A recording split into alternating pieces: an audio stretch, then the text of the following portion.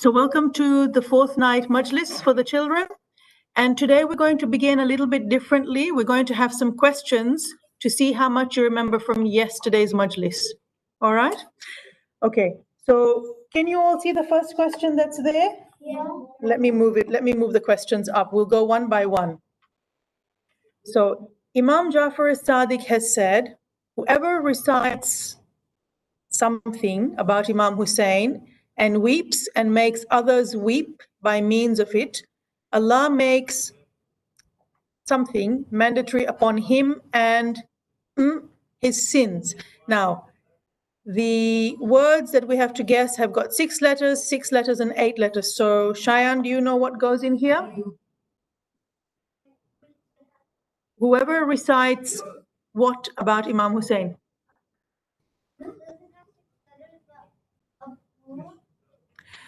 It's similar to do with poem. It's something to do with poems, but it has 6 letters in it. Yes, Arman. Yeah. Poetry. Poetry. Very good. Okay, let's see if it's going to be right. We have to finish all of them and then we'll know if it's right. So whoever recites poetry about Imam Hussein and weeps and makes others weep by means of it, Allah makes what mandatory upon him? Yes? Sorry? Loudly. No. It's got to have 6 letters. Ali? Jannah. I think it should be Jannah, yes? And does something to his sins. What would Allah do to his sins?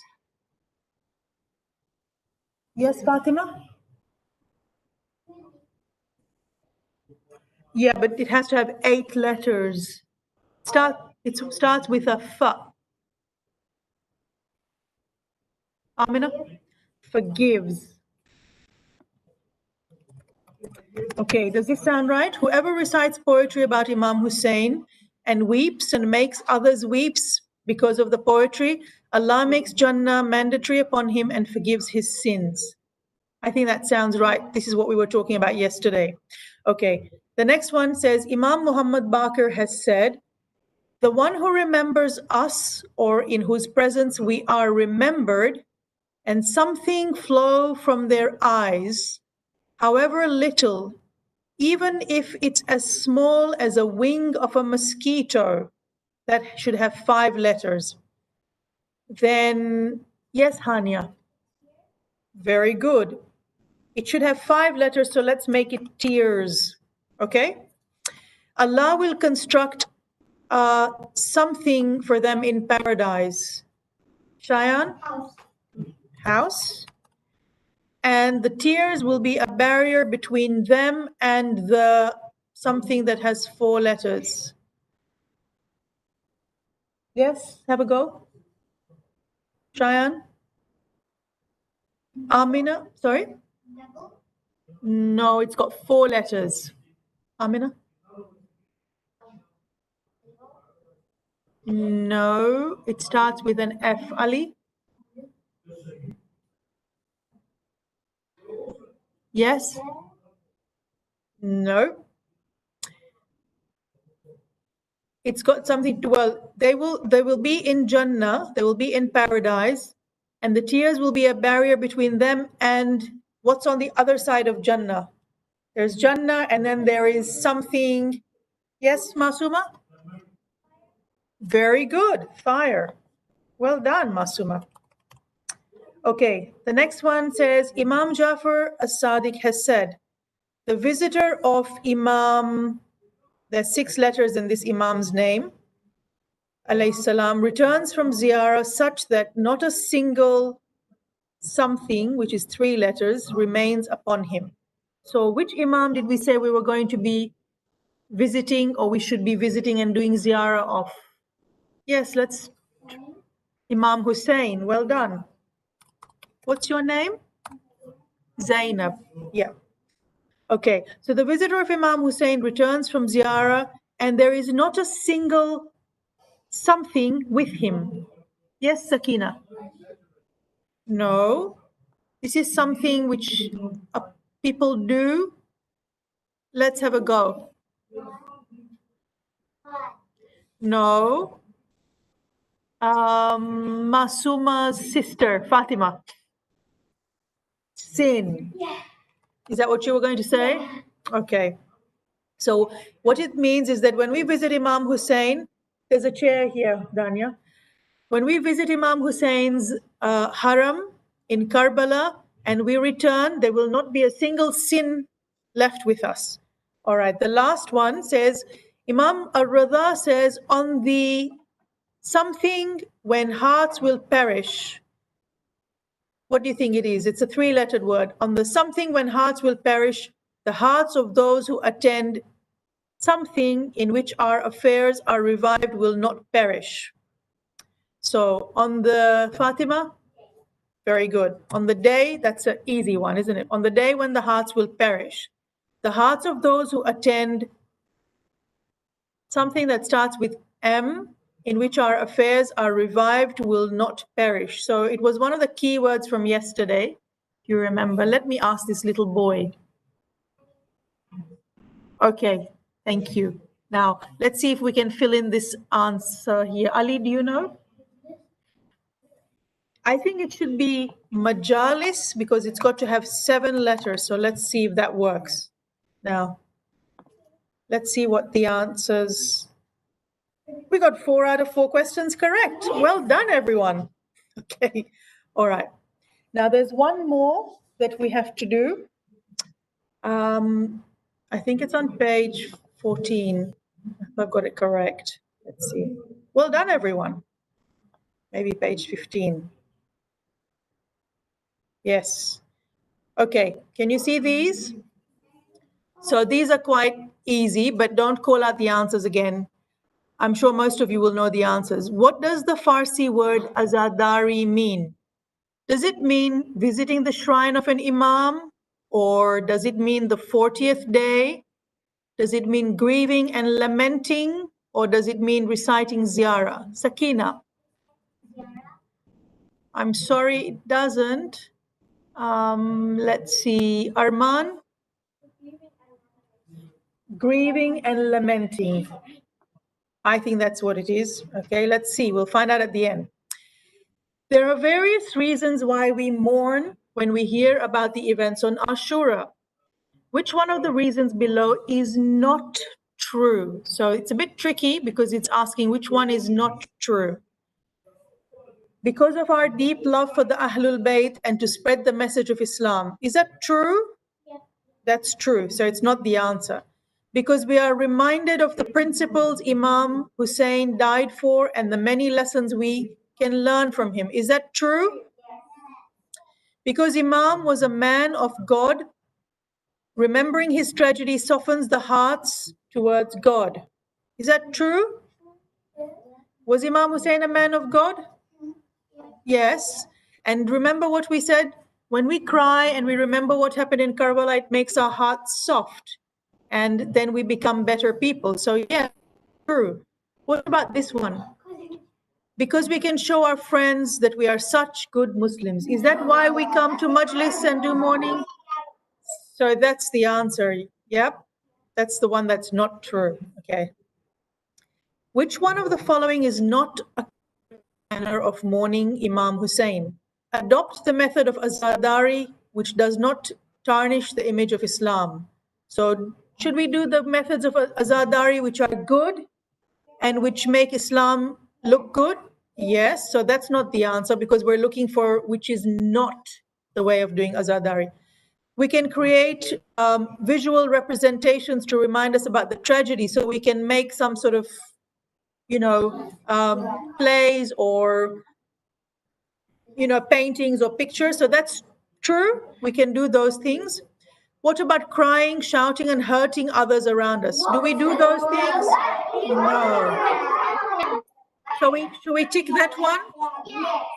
Okay. Even in a play, you wouldn't be doing that. Okay. What about reciting a ziyarah from far away, even if we are unable to visit the shrine of the Imam? Is that a way of doing azadari? Okay. So I think we've ticked the right one.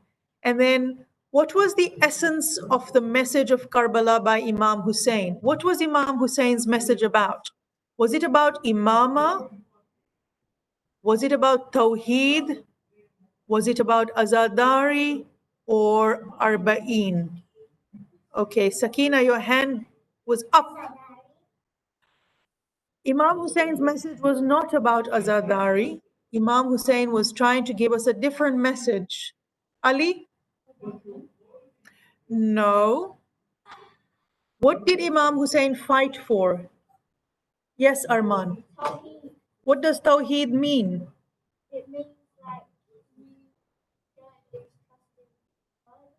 No, it means yes.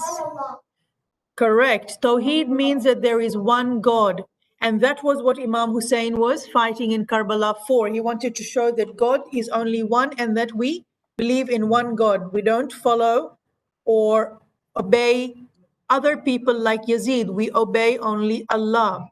And the last question, now this might be a little bit tricky. I don't know if you will remember it, but let's see. I might have to give you a clue. Which Imam said the following words? Whoever weeps out of grief for my grandfather, Imam Hussein, Almighty Allah will forgive all his sins. Do you know which one it was? Oh, okay. Let's see. Someone who was here yesterday might remember, I wonder. Well, I don't know if it's okay, let's see. Someone was here yesterday and who might remember. Ali, let's see. Do you remember?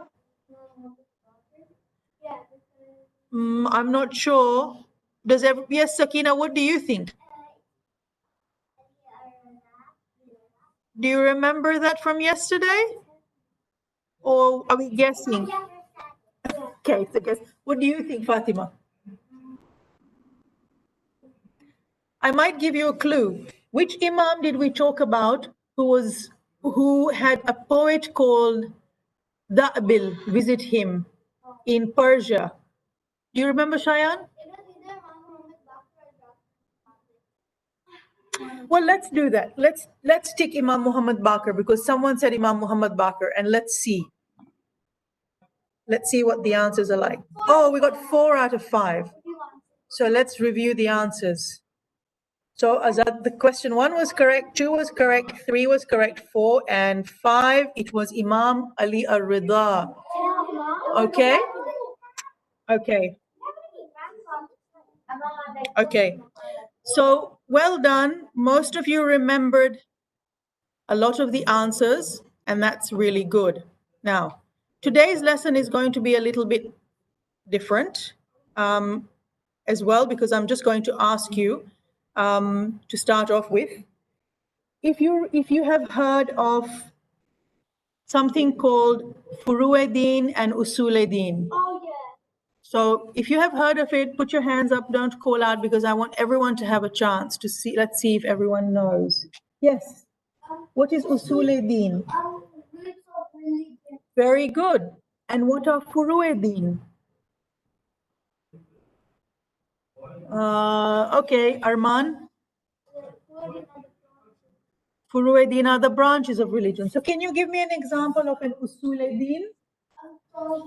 Very good. We talked about Tawheed just now in one of these questions. So Tawheed, which means Allah is one, that is an Usule-Din. And what about the branches of religion? Can you give me an example of Furu'e-Din? Let's see, Shayan. Namaz. What about Amina? Do you know another one? Hajj. Yes, Sakina. That's namaz, salah. That's right. Yes. No, that's not a Furu'e-Din. Do you know another one? Do you know another one? That's right at the end. That's true. So Furu'e-Din is namaz, roza, which is fasting, hajj, zakat, khums, jihad, amra bil ma'ruf, nahi anil munkar, tawalla, and tabarra. Okay, so today we're going to talk about the last two, tawalla and tabarra. Okay.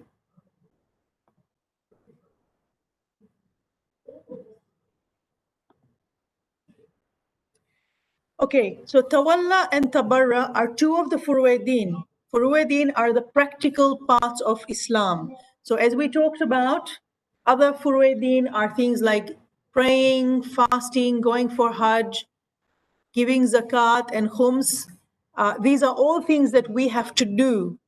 And tawalla and tabarra are also practical things that we have to do. They're just as compulsory like Islam, like fasting, Saum, and Hajj.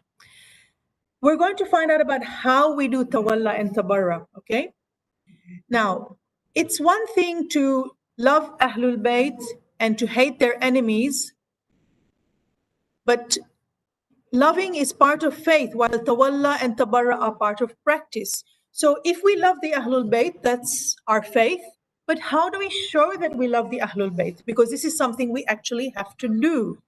Okay, so if we're going to do tawalla, which means that we're going to show that we love the Ahlul Bayt, then we have to actually become friends or become allies or go on the side of true Muslims and help them and promote them and the things they do. So, in other words, when it comes to our Imams, tawalla means to obey the Imams, to follow all their advice that they have given us when it comes to usul din and furu din, and to promote their cause.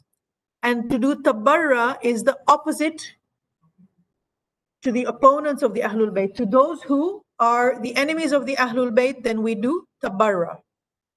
Okay?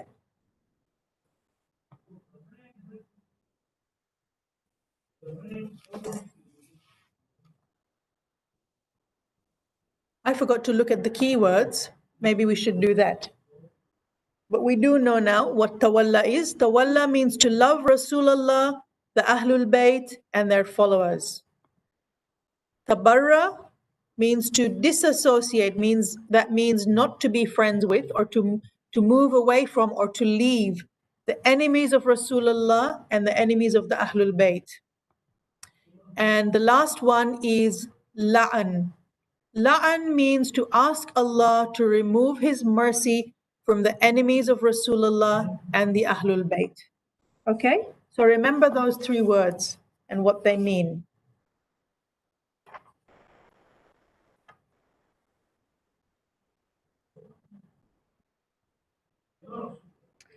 Okay, tawalla means to accept the guardianship of Allah and whoever is authorized by Him. So that means that when Allah says, this is Prophet Muhammad, he is your last prophet, and he is going to be the one you have to listen to and follow, because he is my representative on earth. He is the one who's going to show you how to be a good Muslim. And then the people that Prophet Muhammad says are going to be the next leaders of the ummah after him. That is what tawalla means, to accept whoever Allah says is his guardian or his wali on earth. That means to follow Rasulullah, the Ahlul Bayt, and so on. It means that we will only accept from them, obey them, and be allies or friends with them.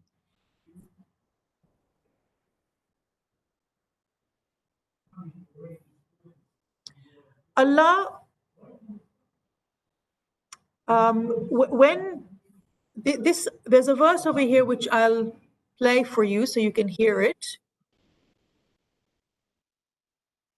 It's not playing loudly for some reason. Okay, I'll read it for you. Bismillahir Rahmanir Rahim.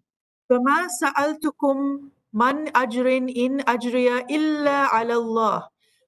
This is from Surah Yunus. It's verse number 72. And this is what Prophet Nuh told his people when they asked him, what do you want from us? What reward do you expect? And Allah told Prophet Nuh, tell them that I don't want any gifts or any rewards from you, O people, because Allah will give me all my rewards. However, when Prophet Muhammad came to earth and he had an ummah and he had people, Allah told him to tell them something different. Allah told them, I'm only asking you for all the things I have done for you. I have been your prophet. I'm only asking you one thing, that you should love my. You remember what we said yesterday? Who were we supposed to love of Prophet Muhammad? You know, or are you going to guess? Ali? You're guessing? No. Yes, Shayan? The Ahlul Bayt. Is that what you were going to say, Fatima? Okay. So Prophet Muhammad asked his ummah that I only ask you one thing, that you should love and respect my Ahlul Bayt. And that is what Tawalla is about.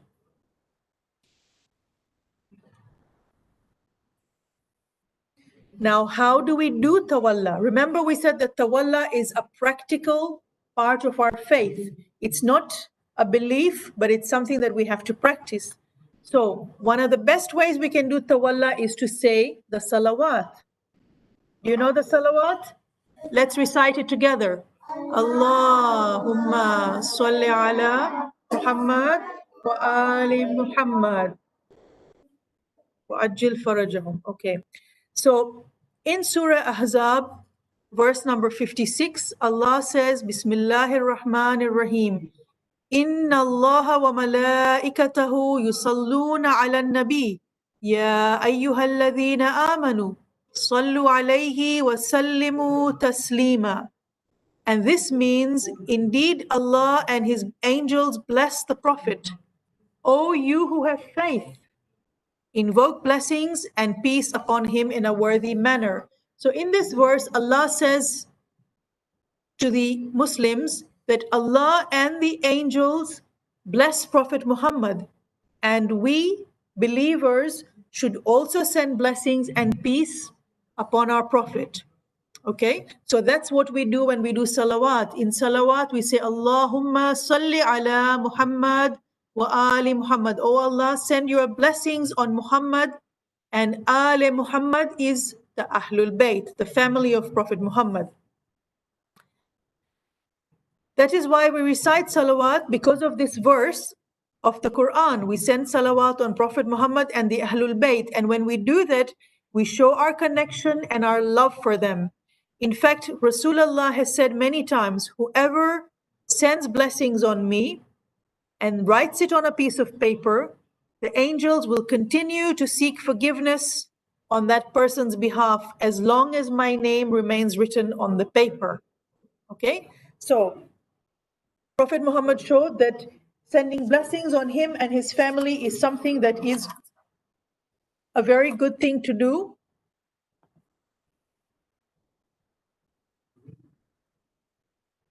Now, did you know that Imam Jafar as-Sadiq has said, Allah always accepts the prayer that we make when we recite the salawat before and after it. Have you heard of a dua sandwich? What's a dua sandwich, Amina? It's when you say salawat. Well, I learned to do it 3 times. I do it right at the start and the beginning when I say the dua.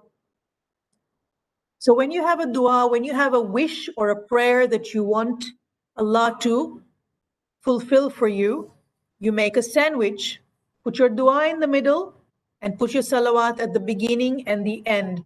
And Imam Jafar as-Sadiq has said that Allah always accepts the prayer that is sent to Allah with a salawat at the beginning and a salawat at the end. He said, whoever needs help from Allah should first recite salawat, then pray and plead before Allah for help, and then end it with a salawat as well. Allah accepts both ends of the prayer. He accepts the salawat, and that is why He will also accept whatever is in the middle, which is your own prayer. Okay?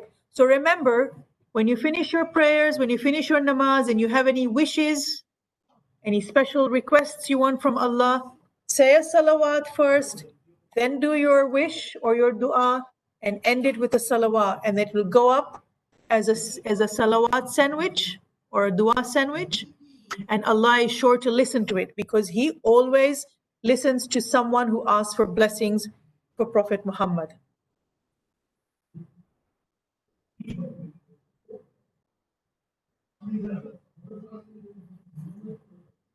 Okay. We love Rasulullah and the Ahlul Bayt because they love Allah and they represent the values and the actions that please Allah in the best way. Our focus, or what we believe, is that we always have to listen to Allah. And it is because Allah loves the Ahlul Bayt and has told us to reach the Ahlul Bayt, reach him through the Ahlul Bayt, that we love the Ahlul Bayt so much. Allah has put the Ahlul Bayt, Allah has put Rasulullah on earth to be our guardians, to tell us how to obey Allah, how to love Allah, and how to do the right thing. So that is why we love the Ahlul Bayt, because Allah has asked us to do that. And when we look at the lives of the Ahlul Bayt, when we study what they did, when we listen to the majlis and we hear about Imam Hussein and his family, what they did, then we realize that all of these people in the Ahlul Bayt lived their lives and they stood for Islamic values, and they were dedicated in the path of Allah. They were just, they were sincere, they were honest, patient, and so many other things that shows us that they were good role models for us. Rasulullah has said, love Allah for the blessings that He gives you. Love me, that means love Prophet Muhammad, because you love Allah. And love my Ahlul Bayt, meaning the Ahlul Bayt of the Prophet, because of your love for me. Did you understand that? Yes. Okay, so why should we love Allah? Because He gives us, yes? It's up there.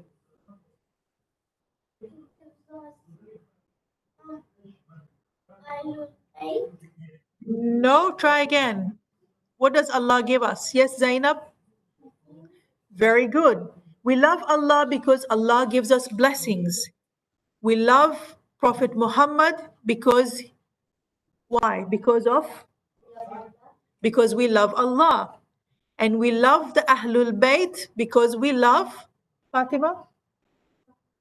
Because we love Prophet Muhammad. Well done. Now remember that, it's very important.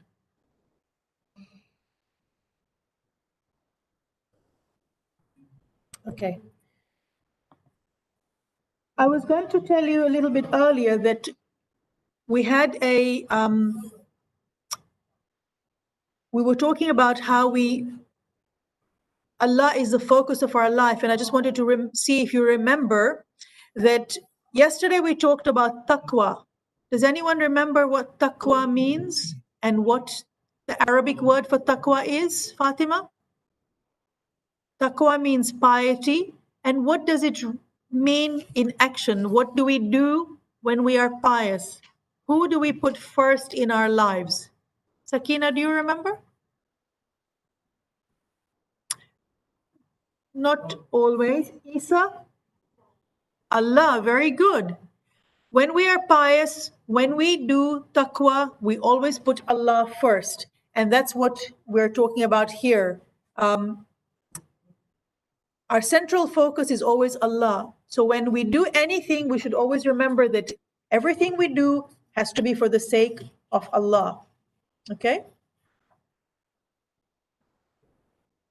Now let's go to this story which says, don't be tricked. Don't get tricked. Imam Muhammad Baqir alayhi salam has said, I swear to Allah, do not become close to Allah except through His obedience. That means we will never be close to Allah if we don't obey Him. Whoever is obedient to Allah, then the friendship of Ahlul Bayt will be beneficial for them. But whoever disobeys Allah, then keeping friendship with the Ahlul Bayt is not going to be any use to you. Don't be tricked. Don't be tricked, he said. Now, what do you think that means? Sometimes people think that celebrating the birthdays of the Ahlul Bayt, coming to the majlis and being happy and expressing our love for the Ahlul Bayt, poetry or words or saying salawat, it means that we are doing tawalla. But then, if we don't make an effort to obey Allah, so if we do tawalla by reciting salawat and celebrating Prophet's birthdays and Imam's birthdays, but we don't pray, or we don't fast, or we don't follow any of the other furu'e-din, then that is not true tawalla. It is something called just lip service. It means we're just talking, but we're not acting. All right? So in this hadith, that is what Imam Muhammad Baqir is saying. He says that if you want to be close to Allah, You should be close to the Ahlul Bayt, you should do tawalla, but you should also obey Allah and follow His orders. All right? So being friends with the Ahlul Bayt is only useful when we try to follow the commands of Allah and we stay away from sins. Remember when we talked about azadari yesterday? We said also that azadari doesn't mean just coming to the majlis, being sad, listening to lecture, doing matam, and then going home and having a happy face or a party. Because when we do azadari, when we want our azadari to really work, it has to make us become better Muslims. And how do we become better Muslims? By following the example of Imam Hussein and praying our namaz on time, being good to people, being kind to people, having good akhlaq and good behavior like Imam Hussein was modeling and the Ahlul Bayt were modeling. That is when the azadari is true azadari. Okay? Now, let's look at, that was all about tawalla. Let us look at tabarra. Tabarra is the last branch of religion. It's the last furu'id-din. And what it means is to disassociate ourselves. So we should go away from people who are not friends of Allah, who stay away from Allah, and those who show their hatred for Allah's Ahlul Bayt and for Rasulullah. This verse that's here below, I'll read you the English in a bit. It discusses how Nabi Ibrahim and his followers disassociated themselves from those who hated Allah and worshipped things besides Allah. Do you remember in the time of Nabi Ibrahim, people worshipped idols? And what Nabi Ibrahim and his followers did was to stay away from those idol worshippers. And by doing that, he showed the disbelievers that they were doing the wrong thing. That is called tabarra, staying away from people who do the wrong thing. When we stay away from them and we move away and keep ourselves separate from those who disobey Allah or those who are enemies of the Ahlul Bayt and cause the Ahlul Bayt harm, then we are doing tabarra. And this example was shown to us by Prophet Ibrahim. So this verse from Surah Al-Mumtahina, verse number 4 says, there is certainly a good role model for you in Ibrahim. Means Prophet Ibrahim was a good role model. And those people who were with him, when they said to their own people, those who are worshipping idols, he said, indeed, we are completely away from you and whatever you worship besides Allah. We disown you, and enmity and hate have appeared between you and us forever, until you come to have faith in Allah alone. So that is an example of how to do tabarra. When you see somebody who doesn't obey Allah or believe in Allah, then you need to stay away from them. Okay? It's easy for us to show our love for the Ahlul Bayt, but how do we stay away, or how do we show somebody that we dislike the enemies of Allah? How do we do that? So one way is to use our actions to show our true separation from those who disobey Allah and a true dislike for those values and actions that displease Allah. We can obey Allah and stay away from all the values and actions that would displease Him. So there are things that we know that would displease Allah. Could you think of something that would displease Allah, that would make Allah unhappy if we did it? Yes, Hania? Not praying? What else? Zainab? Very good. I was thinking of just that. If we lie, Allah would not be happy. Sakina? Not reciting Quran? Yes, Masuma? Not listening to your parents? Let's see. Okay, Amina? Not listening to majlis and so on? Yeah. Okay, so those are a few types of things.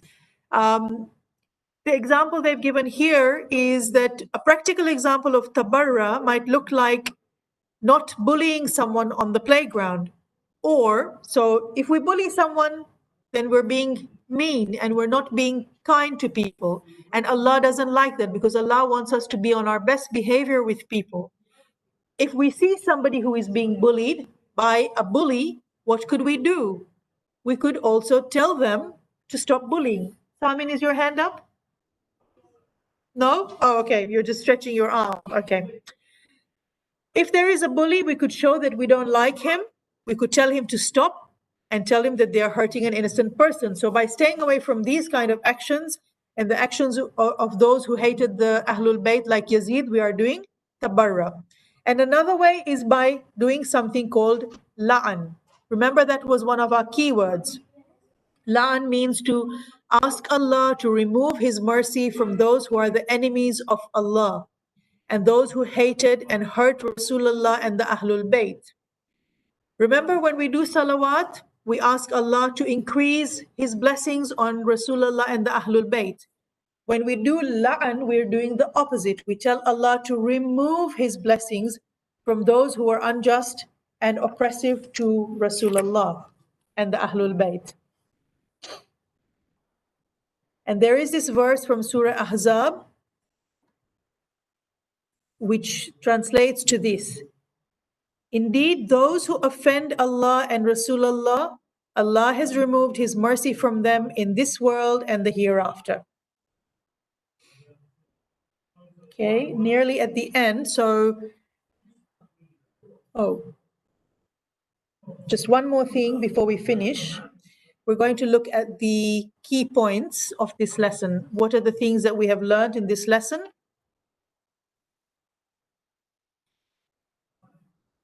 Okay, so we've learned today that tawalla means to love and give authority to Rasulullah and the Ahlul Bayt. It is not enough to do tawalla by claiming that we love the Ahlul Bayt only with our words, but true tawalla is when we are true to the actions and the values of Rasulullah and the Ahlul Bayt with our actions. So we don't just say it, but we show it in the way we behave. Sending salawat on Rasulullah and the Ahlul Bayt is a very powerful way to show our love, and it's one of the ways that Allah gives us to open the door to our prayers. Remember that sandwich? So remember, when we say your dua next time, put salawat at the end, at the beginning and the end before you send it to Allah. And we learned that tabarra, that was the second keyword, means to disassociate ourselves or to stay away from the enemies of Rasulullah and the Ahlul Bayt. True tabarra is to stay away from the evil actions and qualities that displeased the Ahlul Bayt. Okay, yes? Never pray to shaitan. That's right. We don't listen to shaitan or do what shaitan wants us to do. We don't listen to him. Who's ready for the last? Test yourself. Okay. Tawalla and tabarra are two of the 5 pillars of Islam, or the furu'e-din, the usul-e-din, or the roots of Islam. What's the correct answer? Yes, Sakina. It's only one. It's not both. Ali? Let's have a go. Furu'e-din. Okay. We can practice tawalla by reciting salawat to send blessings on Rasulullah and the Ahlul Bayt, doing la'an on the killers of Imam Hussein, joining the side of the oppressors, or staying neutral, doing neither good nor bad deeds. Which one is it? How do we practice tawalla? Okay, Arman? Well, it could be doing la'an on reciting salawat. That doing la'an was not tawalla. Yes, Fatima? Reciting salawat was tawalla. Okay? We can practice tabarra by doing la'an on the killers of Imam Hussein, performing actions that displease Allah and the Ahlul Bayt. Should we do things that make Allah and the Ahlul Bayt upset? No. That's never a thing to do. By reciting salawat to send blessings on Rasulullah, is that tawalla or tabarra? We said that was tawalla, so that's not tabarra. To become closer to those who disobey God. Should we be closer to those who disobey God? No. So the way of doing tabarra is doing la'an on the killers of Imam Hussein. Do you remember what la'an meant? No? Zainab, do you remember?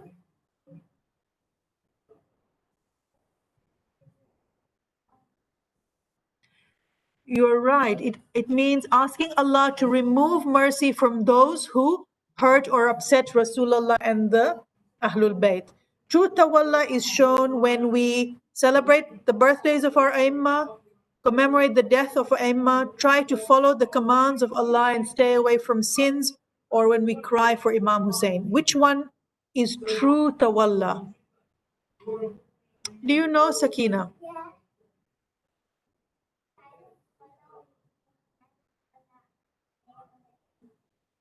I think so. I think that's the one. Let's have a go and see.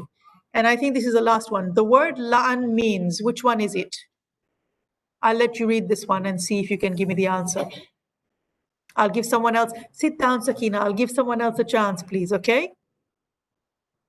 Okay, let's see. Shayan.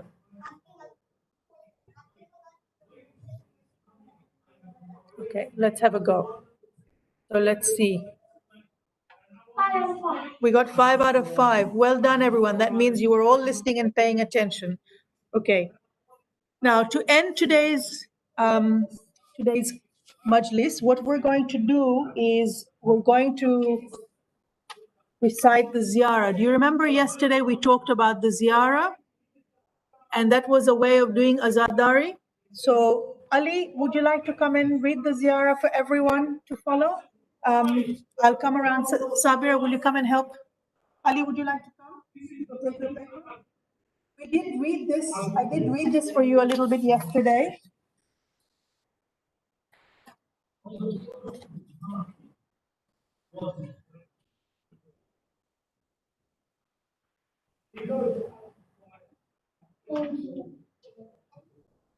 Make sure you keep it safe. Okay. The line or leave the line around this.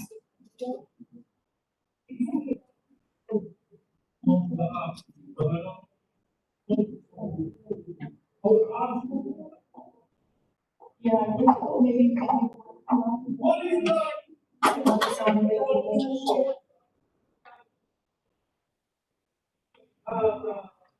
Okay, so Ali, would you like to start us loudly and then everyone can listen and then we can recite it together? Okay.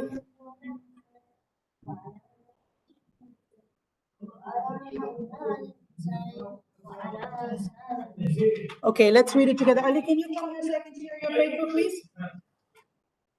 Okay, you can read it with us. We can read it together. Okay.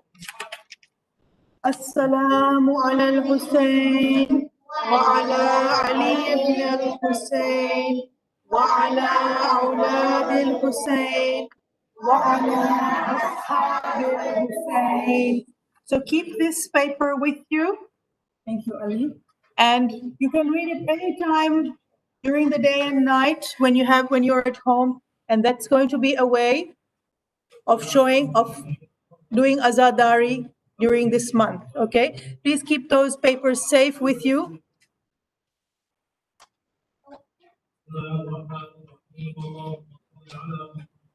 Yes, what was your question, Shayan? Well, I can keep that if you like that. If you already know it, that's very good. So we'll read it every night when we finish our majlis. Yes, please. Yes, Amina.